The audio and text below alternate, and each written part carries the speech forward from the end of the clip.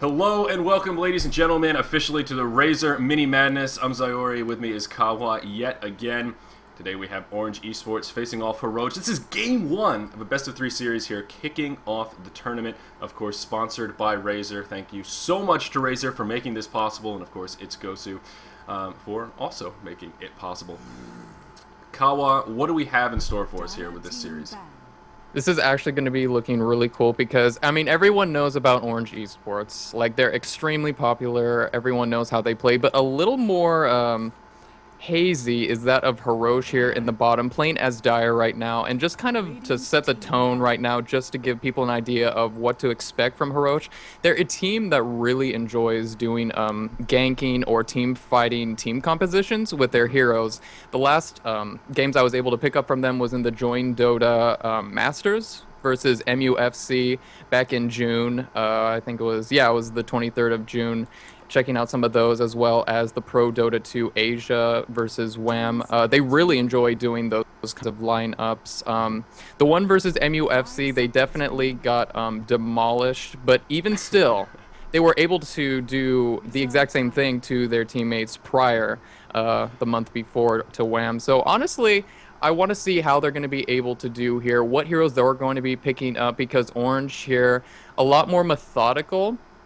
I've seen a lot of their games. We saw them yesterday when we were casting, and they actually, one last thing to point out, Orange recently giving out a statement of apology for like not playing extremely well. Yeah. And I'm confused as to why they did that, because honestly, checking out some of their recent games, they've been really, really good. Yeah. But, you know, obviously they want to get ready for the international. They're just getting all set up for that. So it's really going to be interesting to see how this game is going to pan out. Absolutely. And one of the interesting things about this tournament is, in fact, the timing. Like you said, the international's coming up very soon, as we can see by our nice advertisement overlays here in the Captain's Mode picking phase.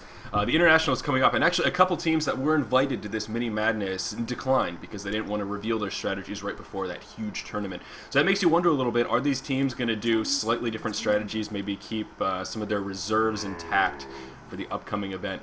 But, you know, to go back to Orange Esports a little bit, when we casted them yesterday, of course it was just a replay, so, you know, you guys didn't miss any new content, but we got to see sort of what they were made of. And at the beginning, you were like, Orange is one of these teams that tries really innovative and creative strategies. And I was kind of blown away with some of the stuff that they were doing. So I have really high hopes for them in this, at least this first series, to see what they can do. HARROSH, I'm on the same page as you, man. I'm really curious. I tried to do a little bit of research, and most of the threads I found were other people trying to do research about HARROSH. So I know it's true. Their team composition too is exclusively, as according to Gosu Gamers, it's just Draken and IC. They are the official roster right now of HARROSH, which is really interesting. So these other three here, Kelly Nguyen, HARROSH, Blank, and then K Foeni is they're just pretty much, I guess you could say, stand-in. I've seen Kelly Nguyen before, but you know, that's just kind of their lineup right now. Their fourth player, just HARROSH. He doesn't need a name. He's just HARROSH. That's it. Yeah. I like it. I like it. So let's go ahead and take a look at the bans here. Orange Esports going to start things off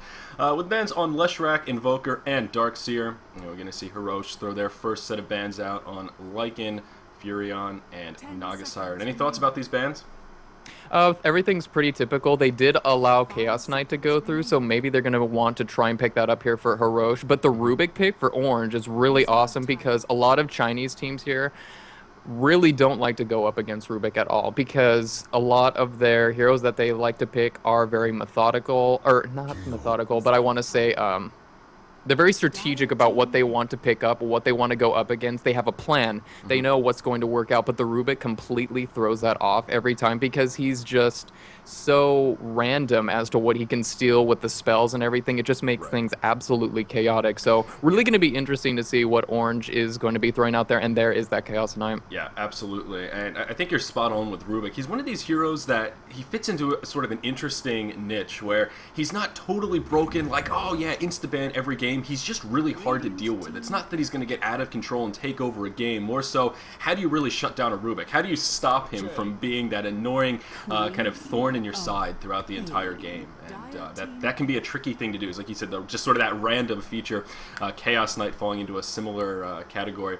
You're going to see Orange Esports complement their roster with a Chen pickup, followed by Queen of Pain, and of course Enigma was picked up by HARROSH. So always interesting to see a Chen. I'm always happy when he makes it through that initial banning stage. Yeah, I know. I'm surprised that he was actually able to. So Orange going to be really happy with that. They're going to have to try and utilize that as quickly as possible to make him as useful as he can be. Mechanism obviously going to be the item pickup of choice to try to get as soon as possible so they continue with that pushing. And then they also, yeah, have the Queen of Pain. Most likely going to be heading into the middle lane with... Actually, it's really hard to say. We might see the Queen of Pain go into either the solo bottom or she might go middle. It kind of depends as to what Orange's discretion is going to be for that. And finally, we have the Broodmother. Yes, the annoying Broodmother, and she seems to be one that gets picked up a little. She seems to be more of a popular ban in that second set of bans, so she did make it through. It will be interesting to see how that works out. Going back to the Chen a little bit, though, for some reason in my mind, I think of Orange Esports and some of their really creative strategies sort of revolve around the Chen. And the one that comes to mind is when they cut that top lane in half and take out a super early tower. And that's one thing that Chen does make possible. But it'll be interesting to see what they do with these last two picks, if they go for more of a pushing strategy or something a little bit different. Because what I like about this initial draft from Orange is they have a lot of options. They can kind of go anywhere from here. They could go for a very aggressive pushing team. They could easily pick up a hard carry. They still have a lot of options with this roster. Definitely, and I want to see what HARROSH is going to do to try and counteract that Chen early game. I mean, they already have the Broodmother who's going to be doing split pushes for pretty much the entirety of the game if he's going to be allowed to. It depends if Orange is going to shut it down, but really for the next portion of the drafts, one I want to check out and see is if HARROSH is going to be going for something like an Enchantress, a Clinks to kind of counteract that Chen push to be able to steal the creeps. Because what's really great about having a Clinks in this lineup, if HARROSH decides to go for it, is stealing the creeps of Chen because his skill that allows him to steal the creep is actually going to give additional HP. So that's also going to help out in team fights just in case Clinks wants to get in there. Yep. So just going to be interesting to see. Definitely. Absolutely right. And Orange going to throw their last two bans on Windrunner, Venomancer. I think that makes a lot of sense. Talked about how Windrunner can be kind of an effective counter against Chen, at least. Well, all right, we got to stop using that word counter. An effective tool to slow Chen down with that shackle. Venomancer as well works quite nicely against Chen. So not surprised to see those bans. Sand King going to be the first, or the fourth ban, I should say, for HARROSH. And we'll see what they do with this last ban, hopefully in a couple of seconds here. Yeah, I'm really glad that they were actually banning out that Venomancer because he's just such a great defensive support, and that's actually going to be a lone druid ban right there for HARROSH. Going to finish it off with a Beastmaster pickup for Orange. That's going to be interesting because Beastmaster's probably going to be looking for, I believe, a top lane suicide to possibly try and take some stacks of the Ancients there. It's a little bit harder in the Radiant side of the map, but if you're on the Dire side, if you've got a Beastmaster, really going to be easy to try and stack up those creeps. So we might be seeing that here from Orange. Is going to depend. Yeah, definitely. That is one of many asymmetrical features about the Dota 2 map that throws a little RNG into the mix, spices things up a little bit. I'll be curious to see what they do with the Beastmaster. It's interesting that they picked him right away. It's almost like Orange had that planned out, like, okay, you guys ban Lone Druid Beastmaster right away. Which just makes me wonder a little bit, was this their plan all along, or was it, okay, Lone Druid's gone, Beastmasters are close number 2? Yeah, I'm wanting to see what Orange has up their sleeves right now. It's going to be really, really cool to see like how that's going to pan out. You've got, and I didn't really speak about it a whole lot with HARROSH's lineup, their bans in particular, but the Lone Druid, a really solid ban there because he's going to be able to do a lot of pushes early on, and I don't think HARROSH right now is going to want to deal with that, especially when they already have that Chen on their team. So that's going to be a pretty solid one, and the Crystal Maiden is going to... Whoa. Okay. Again, the insta pick. That's what's so shocking about that almost. Crystal Maiden, Dragon Knight, right away. We got this on lockdown. Like, wow. Looks like Orange might have had a few aces stuffed up their sleeve all along that they were ready to execute. Seriously. What is HARROSH going to do with this last pick now? I mean, they've already got... Okay, they've got a Chaos Knight, they've got a Crystal Maiden. Usually a lot... Well, I'm thinking of European meta right now. Usually you'll see a Crystal Maiden match with, like, a Morphling or something like that, but I don't think HARROSH is going to be wanting to go for that. They need a little bit more of a... I would say a defensive support would be really solid here, and that's actually going to be right there, Tinker. There we go. Yeah, I was actually going to suggest maybe some anti-push, and of course Tinker works very nicely for that role. You know, and this is looking like one of those rosters. You mentioned Orange Esports has been known to do a strategy where they all go Necro Book and just have insane pushing. And Yeah. I don't know if that's going to happen here, but it's possible. I'm just going to say that. It's possible if they want to do some sort of incognito hyper-pushing strategy. You never know. You never know. In a blue moon, man. Yeah, seriously. Like, if they do that, I would just be absolutely freaking giddy. Because when I've seen that before and Orange doing that, I go crazy. Because it's just the weird, obscure strats that Orange kind of pull out of nowhere that really make me, like, that's what I was talking about before. Just have a special place in my heart for them. Really, really love them as a team. I really want to see how they are going to be able to play in this game here. With that Dragonite in particular, I really want to see how he's going to be able to farm. You know, I shouldn't voice my noobism here, but I don't know that I've ever seen a Dragonite in a competitive game, so this is going to be a bit of a treat here. But let's go ahead and take a look at the rosters. HARROSH going to be on the Dire side of things. We're going to have Kelly Wynn playing Enigma, Mr. Icy here on the Chaos Knight, Draken playing the Tinker, Bone Pow playing the Broodmother, and K Feeney, almost Phoenix, playing Crystal Maiden. Yep. Very and nice. On Orange, yeah, we have Winter, Captain, going to be playing that Beastmaster, looking like he's heading up into the top lane. Inside of the middle, we're going to see Yamate as that Queen of Pain. Bottom lane with Extinct on that Chen, going to be followed closely behind KYXY, Burger King, KYXY, of course, playing Dragon Knight and Ice as Rubik. Yeah, so should be an interesting game, as we were talking about a lot of factors going into this one as to why it should be one hell of a match. Of course, it is a best of 3, just to reiterate once again, so at least 2 matches between these two Goliath teams. I believe we actually have a second best of 3 coming up today as well, so plenty of Dota action coming your way here on the It's Gosu stream. Taking a look at the lanes, looks like it will be Broodmother facing off against the Rubik Dragonite combo down here in the bottom lane. It looks like Chen is going to be jungling defensively, which I have to say is a little bit disappointing. I always love seeing that aggressive Chen jungle, but can't say I'm too surprised. The battle begins. In the mid lane, looks like we will be having Queen of Pain facing off against Tinker, and we'll see where Crystal Maiden ends up. She's just kind of moving around, and they may kind of do this tri-lane type thing up in the top. Enigma will probably end up moving into the jungle. So we'll see. Crystal Maiden going to start things off, though, with this invisibility merge. Yeah, I want to see how this Crystal Maiden's going to be playing for the rest of this game. K4NE maybe going to be going to stay inside of the top lane, which is going to depend on the skill build that she's going to go for. She may be wanting to go for that aura to try and help out with the mana dependency of Chaos Knight of Enigma, but I'm pretty sure Enigma is going to be heading into the jungle here, so I think K4NE may be trying to roam. That's also a possibility for her, so we're going to see those skills reflect that, possibly. So already we have a ward placed inside of the Ancient Camp, inside the middle lane, so that's going to prevent any stacking from happening for Winter, so he is already aware of it and starts to ping. Yeah, exactly right. He knows what's going on. Really unfortunate. We talked about that sort of asymmetry here for the Radiant side. It's going to make Beastmaster's job a little bit more difficult. We'll see how Winter reacts to it. So far, he's reacting by path blocking and trying to get a little bit of lane control back, as he is scared of pushing up that far. Crystal Maiden's been missing. Enigma is somewhere in the jungle, and you can certainly understand why Winter is playing oh so defensively here in the Suicide Lane to start things off. Taking a look at the mid, though, Draken going head-to-head with Yamate. What do you think about the Queen of Pain versus Tinker matchup here in the mid? It's going to depend, honestly. I'm pretty sure we're going to be seeing Draken here go for the standard build. He's already got the one in Laser and Rocket. So since he's not looking like he's worried about Orange's Chen right now, he's not going to worry about the March of the Machines. Though I'd be wary. I'd be very wary of that. It's going to be pretty close, though. He's going to be doing a lot of damage here, already shooting a laser here, and probably going to be seeing the standard skill build of Queen of Pain with that 2 levels of the Shadow Strike and then maxing out the Scream. Mm-hmm. Yeah, it's an interesting matchup. Both of them fairly bursty, so we'll see if either side can secure a kill. And Bone Pound this bottom lane. He's going to get caught. He's going to be in big trouble. Down he goes. Dragonite going to be one to pick up that first blood. So a bit of a misplay there from Mr. Broodmother. I'm not sure how they first got sight of him. At first I thought he ventured a little bit too close to the tower. I guess they just caught him after last hitting a creep. Yeah, those are the sentry wards right there that he placed inside of the lane. Oh my gosh, lane. I'm so blind. Yeah, it would be that sentry ward right there, smacking me in the face.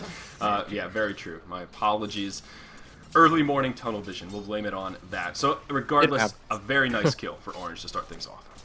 Yeah, and it's going to be, Broodmother going to have to play a little bit more defensive because they've placed those sentry wards in the perfect places right next to the web. So, obviously, when you're in the Suicide Lane, Broodmother has to expect, well, my job here is just to stay alive. So hopefully within these next couple minutes, she's going to be able to do so. But already KYXY and Ice are going to try and prevent that from happening. And here comes Extinct with a Warlord going to try and push in this lane.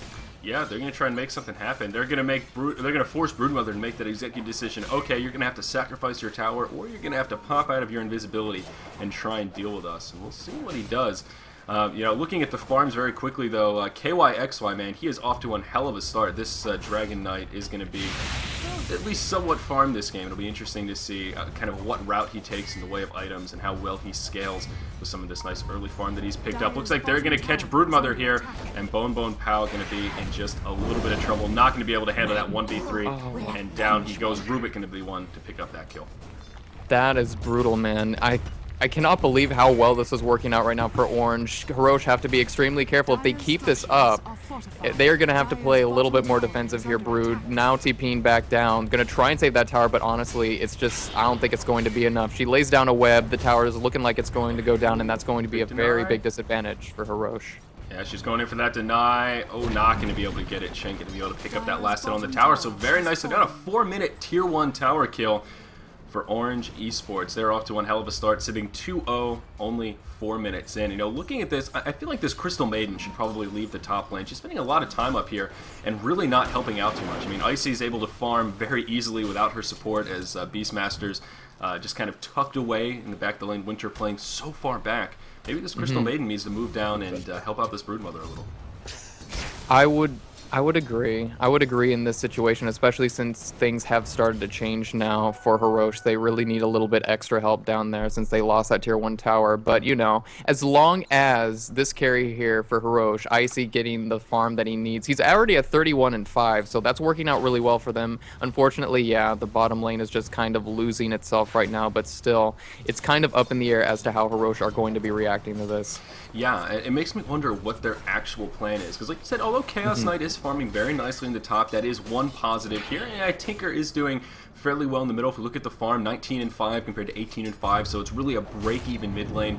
So I guess you could say sort of an even game, but oh yeah, this bottom lane, I caught all of that. It's just a massacre for Broodmother. Nothing that he could do, kind of diving the tower. They need to rotate these lanes. They need to support this Broodmother. All else just to keep this Tier 2 tower from falling by the 5-minute mark. Yeah, it's... Oh my god, it is not looking good. The Tier 2 is looking like it's going to go down. There's no TPs. No TPs, no glyph. I mean, they may TP in here, but they're running out of that sweet, sweet time, knowing that the glyph is down. So we'll see what they opt to do. All three of these heroes still going to pressure this lane. They're going to nuke down that creep blade. Wow, look at that creep clearing potential. They're just going to continue pressuring this tower. Still no ports coming in. Bone Pow here off to the side, trying to do what he can. May go in for a sneaky deny.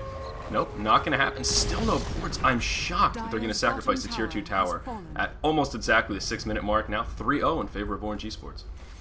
Yeah, that is perfect timing. Now they're just going to work their way into the middle lane now. Just going to continue to keep up that pushing potential. Looks like Chen is doing extremely well. Also, he's already looking at 1,100. So if he gets that mechanism within the next couple of minutes, things are going to be looking very dire for...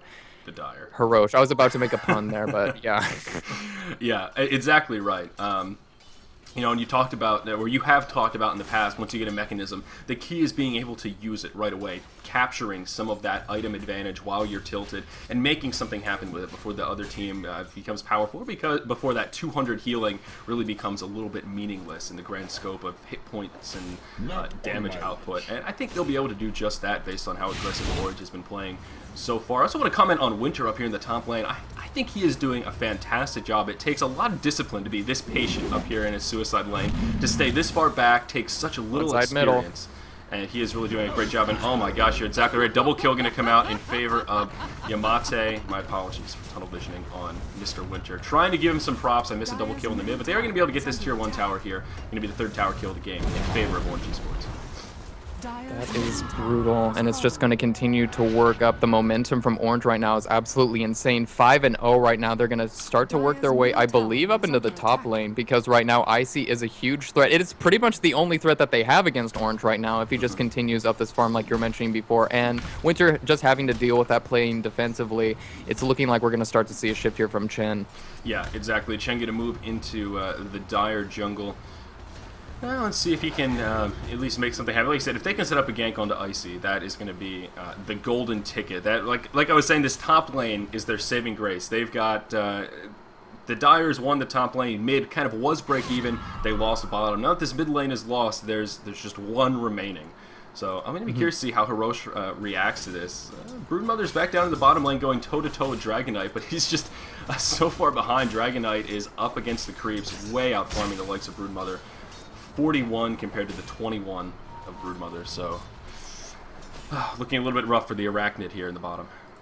Yeah, the levels right now are actually pretty much the same as well. Well, I would actually, yeah, say it's a little bit more in favor, of course, of Orange because of what they've been able to do so early. But right now inside the jungle, a huge kill right there by Yamate, going to be able to pick up the Enigma. Unfortunately, trying to farm, trying to make something happen, but it is just not enough. We already see a ping for defense here for HARROSH, and they're just kind of moving their way back because all of Orange are just making their way up here, with the exception of KYXY. Yeah, really unfortunate for Enigma right there. No wards at all. I looked at their vision, and he had absolutely no idea it was coming. Really little that he could do. He wasn't even really farming in a risky spot, but it just sort of showing how much control Orange has of this game right now. And they're just going to cut off the lane, nuke down the creeps. This tier 1's going to fall very easily to the wrath of Orange Esports.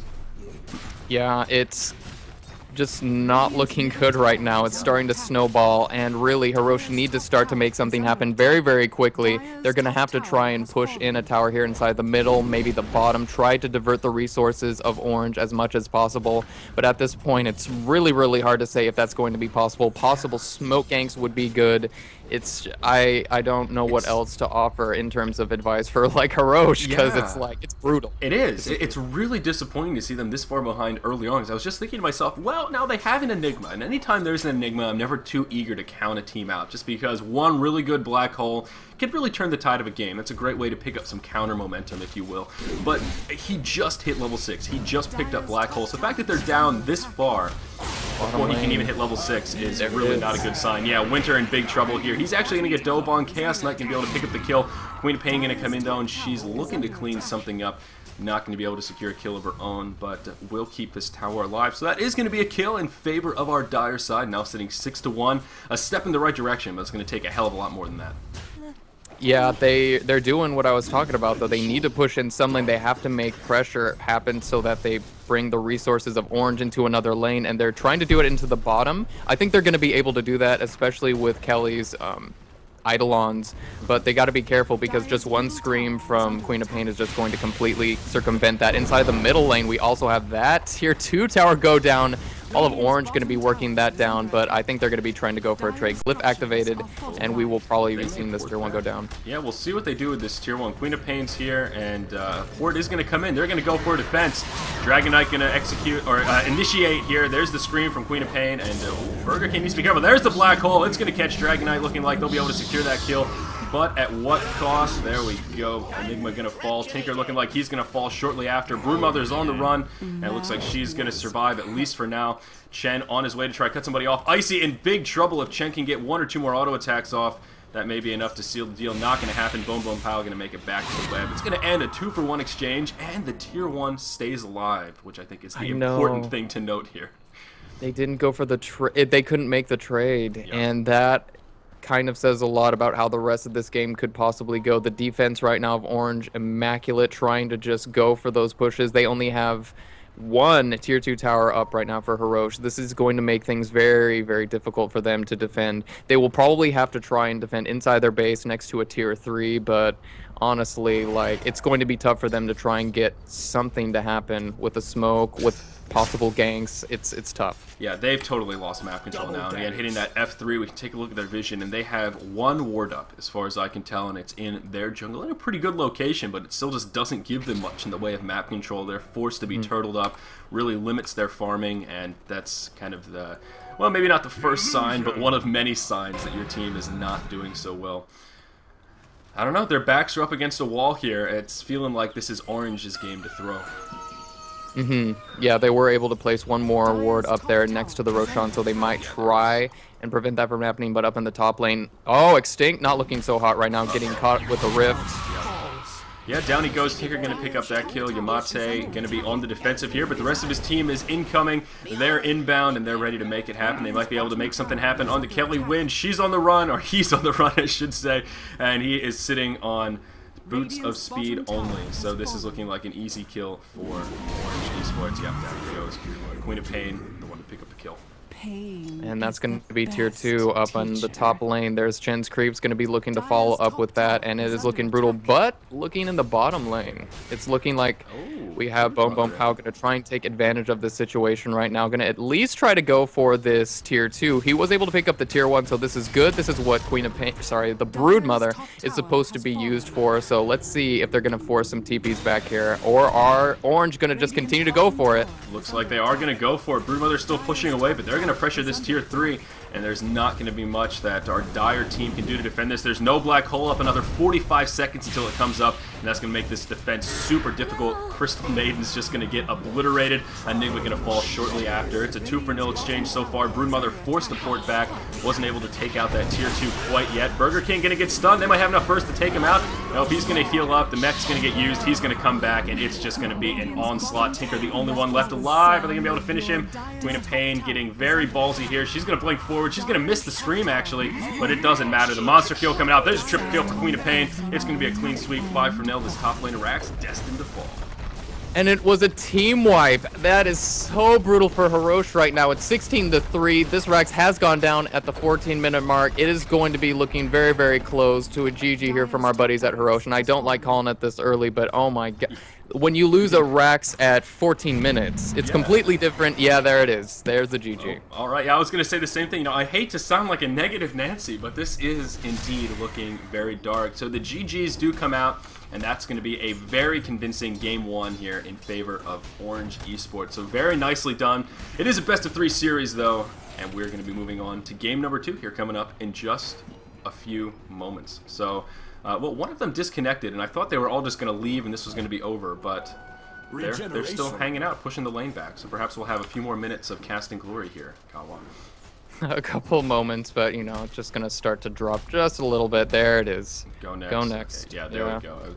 Got confused. Usually when one drops, they all sort of go shortly after. So there we are. That is going to be game number 1. So of course, guys, I'm Zyori. With me is Kawa. You can get all of our social media, as you can see by this beautiful overlay here. Game number 2 of this best of 3 coming up in just a moment.